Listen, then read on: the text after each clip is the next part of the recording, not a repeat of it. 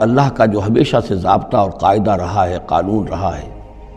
کہ کسی رسول کے بھیجے جانے کے بعد اور اس کی جانب سے اتمام حجت کے کیے جانے کے بعد بھی اگر کوئی قوم کفر پر اڑی رہے بحیثیت مجموعی تو اس پر عذاب الہی آتا ہے، عذاب استیصال۔ اگرچہ یہ عذاب مختلف شکلوں میں آیا، کہیں کسی قوم کو ان کے اپنے ہی علاقوں میں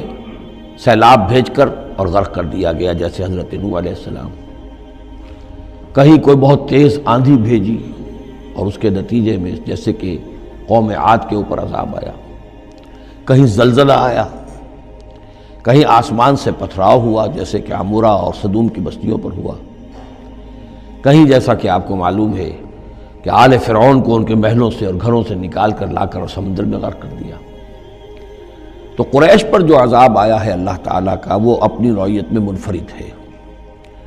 چونکہ حضور خود قرشی تھے، بنی اسماعیل میں سے تھے، اور آپ نے اتمام حجت کر دیا ان پر 13 برس تک 12 برس تک دعوت دے کر، تو اب گویا کہ وہ عذاب الہی کے مستحق ہو گئے تھے۔ لیکن یہ عذاب الہی جو ہے قریش پر جو آیا ہے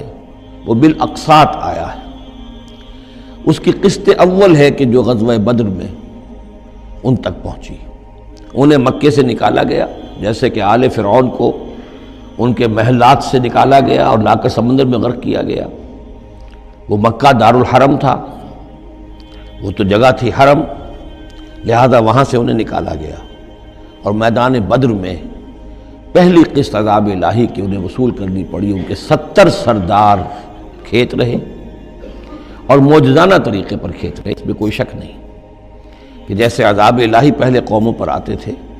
اسی طرح کا معاملہ یہ ہوا ہے کہ تقریباً نہتے 313 میں سے صرف 8 افراد کے پاس تلواریں تھیں، اور ادھر سے 1000 پوری طرح کیل کانٹے سے لیس ہو کر آئے تھے۔ تو اللہ کی خصوصی مدد تھی کہ جس سے یہ عذاب آیا ہے اصل میں قریش کے اوپر، اور تقریباً تمام بڑے بڑے نامور سردار جو ہیں وہی میدان میں کھیت رہے، 70 ان کے قیدی ہو گئے۔ ابھی زخمی کتنے ہوئے ہوں گے انہیں بھی آپ ذہن میں رکھیے۔ تو یہ عذاب کی پہلی قسط تھی جو غزوہ بدر میں آئی ہے، اور پھر عذاب کا آخری مرحلہ آیا ہے سن 9 ہجری میں، جب مشرکین عرب کو آخری الٹیمیٹم دے دیا گیا کہ اب بس چند مہینے کی تمہیں مہلت دی جا رہی ہے، اس کے اندر اندر یا ایمان لے آؤ اور یا تمہیں تہہ تیغ کر دیا جائے گا۔ فَإِذَا انسَلَخَ الْأَشْهُرُ الْحُرُمُ فَاقْتُلُوا الْمُشْرِكِينَ حَيْثُ وَجَدتُّمُوهُمْ۔ اب یہ انتہائی اسے کہ توہین اور تذلیل کے ساتھ چیلنج تھا۔ یہ دوسری بات ہے کہ وہ سب لوگ ایمان لے آئے اور یہ قتل عام کی نوبت نہیں آئی، لیکن یہ کہ یہ آخری قسط تھی۔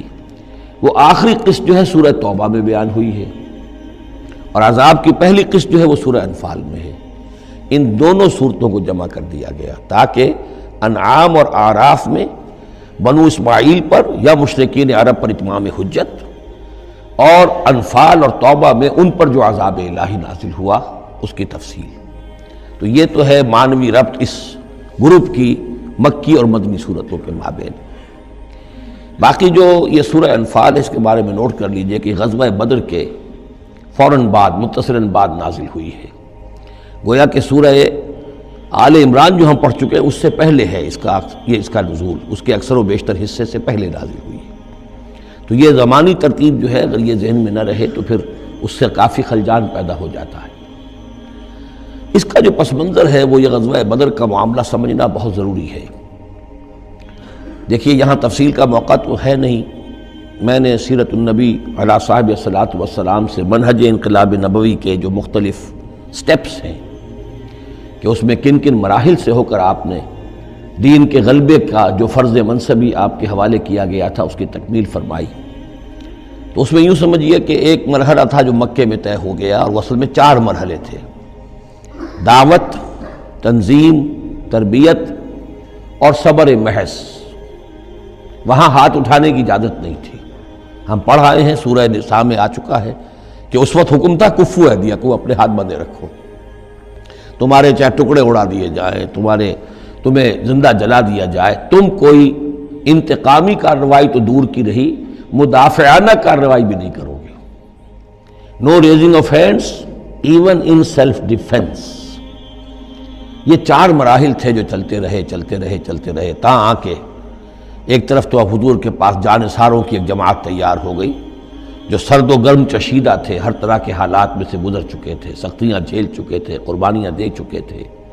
ان کے اخلاص مع اللہ میں کسی شک و شبے کی گنجائش نہیں تھی، ان کے دل جو ہیں خالص ہو چکے تھے اللہ کے لیے۔ اور دوسری طرف یہ کہ اللہ تعالیٰ نے ایک دارالہجرت کا انتظام کر دیا، کھڑکی کھول دی مدینہ کی طرف، ہجرت کا اہتمام ہو گیا تاکہ اہل ایمان کو وہاں سے نکال کر اور مدینے میں لے آیا جائے۔ اب یہاں سے اقدام ہو، اسی لیے ہجرت فرض کر دی گئی کہ اب تمام مسلمان یہاں آ جائیں۔ ظاہر بات ہے کہ ہجرت جو ہے وہ فلائٹ نہیں تھی، وہ کوئی فرار نہیں تھا، بھاگ کر جان بچانا نہیں تھا۔ مغربی مورخین تو اسی نام سے اس کو یاد کرتے ہیں۔ وہ تو اصل میں یہ تھا کہ ایک جگہ اگر اس کام کے لیے موضوع نہیں ہے تو کوئی اور بیس، آلٹرنیٹ بیس اگر مل جائے تو وہاں سے اپنا آفینسو جو ہے، آخری فیصلہ کن اقدام جو ہے وہاں سے لانچ کیا جائے۔ لہذا مدینہ میں آ کر حضور نے صلی اللہ علیہ وسلم صرف 6 مہینے لیے ہیں انٹرنل کنسالیڈیشن، کہ اب آپ آئے ہیں، نئے آئے ہیں، مہاجرین نئے آئے ہیں، تو ایک تو یہ کہ ان 6 مہینے میں آپ نے مسجد نبوی تعمیر کر لی، مرکز بن گیا، گورنمنٹ ہاؤس بھی ہو گیا یہ، اور پارلیمنٹ ہاؤس بھی ہو گیا، دارالندوہ بھی ہو گیا، دارالعلوم بھی ہو گیا، خانقاہ بھی ہو گئی، عبادت گاہ بھی ہو گئی، مرکز ہو گیا۔ ثانیاً آپ نے انصار اور مہاجرین کے اندر مواخات کرا دی، ایک انصاری ایک مہاجر بھائی بنا دیا۔ تیسرے یہ کہ آپ نے بہت بڑا کام یہ کیا کہ جو یہود کے قبیلے وہاں آباد تھے ان کو آپ نے ان کے ساتھ ایک معاہدہ کر لیا، جوائنٹ ڈیفنس آف مدینہ، میثاق مدینہ، مدینہ کی ایک مدافعت جو ہوگی وہ مشترک ہوگی، کوئی بھی حملہ آور آئے گا باہر سے تو مل کر مسلمان اور یہودی اس معاملے میں ایک ملت ہوں گے اور دفاع کریں گے مدینہ کا۔ بس 6 مہینے آپ نے اس کام میں لیے، 7ویں مہینے سے پھر آپ نے کچھ چھوٹے چھوٹے دستے بھیجنے شروع کر دیے، چھاپہ مار دستے سمجھ لیجئے، کہ جس سے وہ جو کیروان روٹس تھے، قریش کی لائف لائن یہی تھی، ان کا تجارتی سلسلہ تھا، شام کی طرف قافلے جو جاتے تھے وہ بدر سے ہو کر گزرتے تھے، بدر کے قریب سے، اور بدر جو ہے مدینہ سے قریب تر تھا، مکے سے فاصلہ زیادہ ہے، اور جو قافلے جاتے تھے یمن کو وہ طائف سے ہو کر گزرتے تھے۔ تو آپ نے ان راستوں کے اوپر چھاپہ مار دستے بھیجنے شروع کر دیے۔ جدید اصطلاح میں اس کو یہ کہا جائے گا کہ اکنامک بلاکیڈ آف مکہ۔ 8 ایسی مہمیں غزوہ بدر سے پہلے ثابت ہیں 1.5 سال کے اندر۔ 6 مہینے آپ نے وہ لیے، 1.5 سال اور 2 سال کے بعد غزوہ بدر ہو گیا ہے۔ تو یہ 1.5 سال میں 8 مہمیں، جن میں سے 4 میں کہ حضور خود بھی بنفس نفیس شریک رہے ہیں، اس لیے وہ غزوات کہلاتے ہیں، اور 4 وہ ہیں کہ جن میں آپ نے صرف کچھ لوگوں کو بھیج دیا ہے کسی امیر کے تحت، وہ سرایا کہلاتے ہیں۔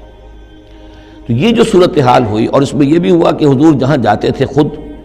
تو وہاں کے قبائل سے آپ معاہدے کر لیتے تھے۔ اب یا تو وہ جو قبائل جو تھے مقامی، پہلے تو وہ قریش کے حلیف تھے،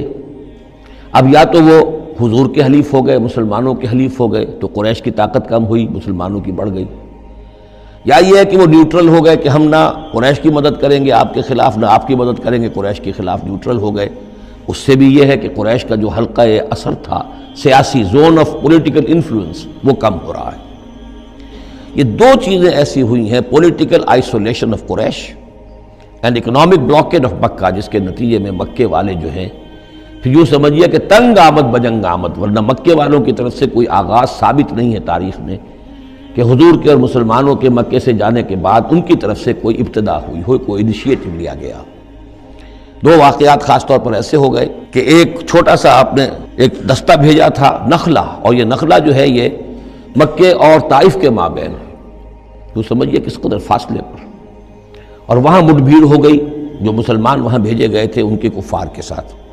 وہاں ایک مشرک مکے کا مارا گیا، ایک کو انہوں نے قید کیا، ساتھ لے آئے، کچھ سامان جو ان کا تجارت تھا وہ بھی لے آئے، وہ مال غنیمت سمجھ کر۔ تو حضور اگرچہ ناراض ہوئے کہ میں نے تمہیں لڑنے کا حکم نہیں دیا تھا، میں نے اس لیے بھیجا تھا کہ وہاں رہو اور قریش کی نقل و حرکت سے ہمیں مطلع کرتے رہو، لیکن اب سچویشن پیدا ہو گئی، گویا کہ یہ چاہے ارادہ تھا یا نہیں تھا، ڈی فیکٹو شکل یہی ہوئی کہ اقدام ہو گیا مسلمانوں کی طرف سے، اب آغاز ہو گیا مسلمانوں کی طرف سے۔ ادھر جب ابو سفیان لے کر جا رہے تھے بہت بڑا قافلہ شام کی طرف، تو حضور نے اس کا تعاقب کیا، لیکن وہ تیزی سے نکل گئے تھے۔ لیکن جب واپس آ رہے تھے اور 50,000 دینار کا سامان تھا ان کے قافلے کے اندر، بہت لدا پدا قافلہ، انہیں یہ خطرہ ہوا کہ اب پھر محمد صلی اللہ علیہ وسلم اور ان کے ساتھی کہیں لوٹیں گے ہمیں اور ہمارے اوپر حملہ کریں گے، روکیں گے ہمارا راستہ۔ تو انہوں نے یہ کی دوہری حکمت عملی کی کہ ایک تو یہ کہ ایک سوار بھیجا آگے تیزی کے ساتھ دوڑایا کہ مکے جاؤ اور کہو کہ ہمارے قافلے کو خطرہ ہے محمد سے صلی اللہ علیہ وسلم، لہذا مدد بھیجو۔ اور ادھر یہ کیا کہ وہ عام راستہ جو تھا جو بدر سے ہو کر گزرتا تھا اسے چھوڑ کر ساحل سمندر کے ساتھ ساتھ نیچے سے ہو کر وہ نکل بھی گئے۔ اب وہاں مکے میں یہ دونوں چیزیں بیک وقت پہنچ گئیں، ایک طرف وہ نخلا سے لوگ روتے پیٹتے چیختے چلاتے ہمارا آدمی مار دیا محمد کے آدمیوں نے، وہ آ گئے، ادھر سے وہ آ گیا جو ابو سفیان کا بھیجا ہوا تھا ایلچی کہ دوڑو دوڑو دوڑو تمہارا قافلہ محمد لوٹنے والے ہیں اور یہ ہے اور وہ ہے۔ بس وہ وار کرائی وہاں ہوئی اور 1,000 کا لشکر جو ہے وہاں پر پھر جمع کیا گیا اور 900 اونٹ فراہم کیے گئے اور 100 گھوڑوں کا ایک رسالہ تیار کیا گیا اور وہ لوگ مکے سے نکل آئے۔ یہ صورتحال ادھر ہو رہی تھی۔ ادھر یہ ہے کہ حضور صلی اللہ علیہ وسلم نے مدینہ میں پہلے تو یہ فیصلہ کیا تھا کہ اب یہ قافلہ واپس آنے والا ہے تو ہم اس قافلے کا تعاقب کریں۔ ابھی جنگ وغیرہ کا آپ کو گمان نہیں تھا، ابھی مدینہ ہی میں آپ نے یہ جو ہے اس ایسا ارادہ ظاہر کیا کہ جیسے پہلے بھی گئے تھے، جب قافلہ جا رہا تھا شام کی طرف تو تعاقب کیا تھا، ایسے جب آ رہا ہے تو اسے انٹرسیپٹ کریں۔ لہذا ایک تو مشاورت ہوئی ہے مدینہ میں، آیا چلنا چاہیے یا نہیں چلنا چاہیے، وہ میں بعد میں عرض کروں گا جب ہم آیتیں پڑھیں گے۔ پھر جب کچھ لوگ نکل آئے اور یہ نہیں سمجھا گیا تھا کہ کوئی جنگ ہونی ہے، کوئی بڑا لشکر آ رہا ہے، اس وقت تک اطلاع نہیں تھی، اسی لیے بس جو جس کے ہاتھ میں آیا، کسی کے پاس نیزہ تھا، کسی کے پاس کچھ اور تھا، تلواریں 8 تھیں، گھوڑے کل 2 تھے، وہ چل پڑے۔ چلو اس لیے کہ مسئلہ تو قافلے کا مسئلہ ہے نا، کوئی جنگ تو ہے نہیں، کوئی لشکر وشکر تو آ نہیں رہا۔ جب آپ کچھ سفر طے کر کے مقام صفرا تک پہنچ گئے تو وہاں وحی آ گئی اور آپ کو اطلاع بھی پہنچ گئی، اطلاع بھی پہنچ گئی کہ ابو جہل جو ہے 1,000 کا لشکر لے کر مکے سے چل پڑا ہے۔ اور وحی بھی آ گئی، اللہ نے بتا دیا کہ اے نبی اب یہ 2 شکلیں ہیں، جنوب سے مکے کی طرف سے ایک لشکر آ رہا ہے، کیل کانٹے سے لیس ہے، شمال سے قافلہ آ رہا ہے، اور میرا یہ وعدہ ہے کہ ان دونوں میں سے ایک ضرور تم کو دے دوں گا، تم کو فتح حاصل ہو جائے گی۔ یہ میرے اہل ایمان کو بتا دیجئے اور ذرا مشورہ کیجئے۔ تو دوسری مشاورت جو ہے وہ مدینے سے نکل کر ہوئی ہے مقام صفرا میں۔ یہ اصل میں جو چیزیں اگر سامنے نہ ہو تو پھر یہ بہت خلجان ہوتا ہے، اور اکثر لوگوں کو، مترجمین کو اور مفسرین کو بہت خلجان رہا ہے ان آیات کے سمجھنے میں۔ اور اس کے علاوہ جو ایک خلجان رہا ہے وہ یہ رہا ہے کہ ایک دور ہم پر ایسا گزرا ہے انگریز کے حکومت کے زمانے میں، اور خاص طور پر جب نئی نئی مغربی سائنس اور مغربی تہذیب کا ہم پر حملہ ہوا ہے، تو چونکہ مغرب کے لوگوں نے یہ کہا کہ یہ اسلام تو تلوار سے پھیلا ہے، بوئے خون آتی ہے اس قوم کے افسانوں سے، تو ہمارے ہاں کچھ مخلص لوگ تھے، نیک لوگ تھے جو چاہتے تھے کہ اسلام کو اور حضور صلی اللہ علیہ وسلم کی سیرت کو بچائیں، اس کی دفاع کریں۔ انہوں نے کہا نہیں اسلام تلوار سے نہیں پھیلا، حضور نے تو جو جنگیں کی تھیں وہ صرف مدافعانہ تھیں، ان کے اوپر جنگ ٹھوس دی گئی تھی